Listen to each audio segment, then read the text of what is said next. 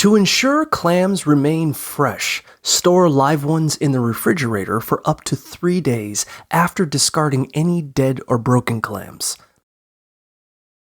Place the clams in a shallow dish in a single layer, covered with a damp towel, and keep them in the back of the fridge at 32 to 35 degrees Fahrenheit, 0 to 2 degrees Celsius. If you need to store clams longer, freeze them in airtight moisture-resistant bags, ensuring they are labeled with the date and stored in the back of the freezer for optimal preservation.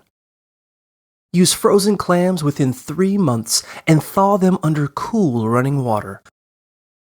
For shucked clams, keep them in their own liquor in a sealed container, refrigerating if used within 3 days or freezing for longer storage.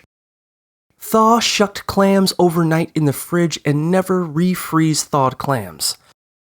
By following these steps, you can enjoy your clams safely and deliciously.